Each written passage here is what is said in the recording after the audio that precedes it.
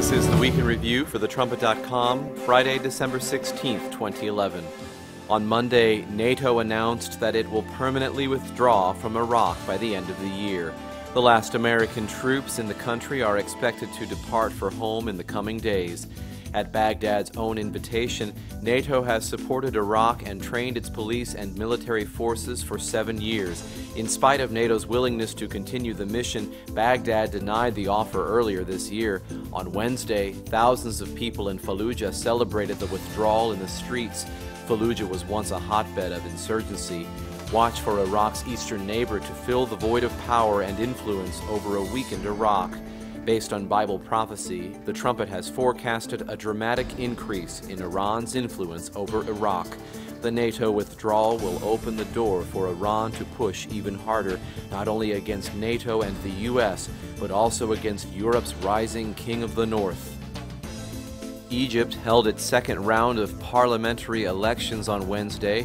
When the votes are counted and released this weekend, Islamists are expected to gain the upper hand in Egypt's new parliament. Though the Egyptian military officially remains in charge until presidential elections in mid-2012, the generals will find it difficult to resist the popular mandate of the new Islamist parliament. While Germany is dominating Europe, politics in Berlin are in an uproar. Chancellor Angela Merkel is facing increasing division in her coalition government. On Monday, a senior member of Merkel's Christian Democratic Union was forced to resign on accusations of corruption. On Wednesday, the General Secretary of the Free Democratic Party stepped down over disagreements on Europe's permanent bailout fund. Divisions within the Free Democrats run deep, and topping it all off, German President Christian Wolff faces accusations of corruption due to a loan he received before becoming president. The liberal German press is hyping each of these situations a serious distraction as Berlin tries to solve the euro crisis. As the Trumpet has emphasized, Merkel's grand coalition has been weak and divided since its inception. Her grasp on it is slipping at a dangerous time in both German and EU politics. Watch for German politics to continue shuddering until a strong man stands up. After World War II, the Vatican, ex-Nazis, and Spanish leaders secretly plotted to build an army. This was revealed in explosive documents that were recently disclosed and went up for auction last week. The Catholic Nazi military force was to consist of ex-Nazis and Spanish soldiers who would be stationed in Spain and North Africa. Their purpose was to defend West Germany from Russian encroachment. The biggest bombshell in the documentation is a 1952 letter to a Vatican official. It was written by a crony of Adolf Hitler, Otto Skorzeny, and it was written to the man who would become Pope Paul VI. The letter is stamped with a church seal, and it praises the future pope for sending financial support to Nazi refugees in Spain.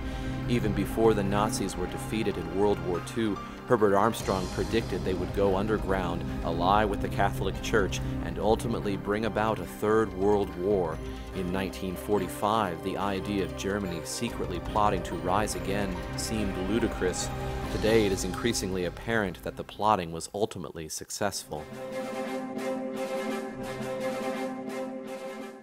Russian Prime Minister Vladimir Putin has responded to anti-Kremlin protests that culminated with a massive rally in Moscow last Saturday.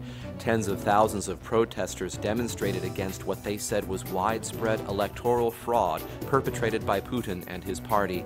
On Thursday, Putin delivered a televised 4.5-hour tirade in which he accused protesters of trying to weaken Russia with help from the West. Putin also made it plain that he will return to the Russian presidency in March and that he is not interested in recalling the parliamentary election. In spite of the uprisings, Putin remains Russia's most powerful and popular leader and will most likely win next year's presidential election one way or the other. An offshoot of Al-Qaeda is working to turn Africa's Sahel region into a new Somalia, a panel of experts has warned. The Sahel is a sub-Saharan region spanning from the Atlantic Ocean to the Red Sea. It covers parts of Senegal, Mauritania, Mali, Burkina Faso, Algeria, Nigeria, Chad, Sudan, Ethiopia, and Eritrea. A French Ministry of Defense official has said that the region is a particular target for Islamists.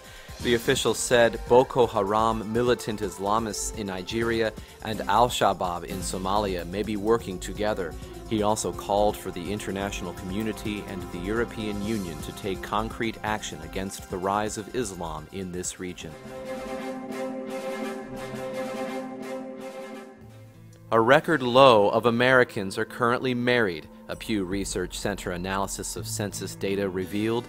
50 years ago, nearly 3/4 of adult Americans were married. Today, it is barely one half, 51%. More people are opting instead for cohabitation or living alone, and the number of single parents is also increasing. Those who do marry are waiting longer than ever as well, with the median age for brides being 26.5 years and for grooms closer to 29 years.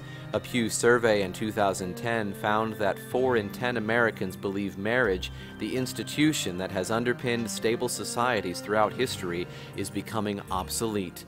That is the Trumpet.com Week in Review.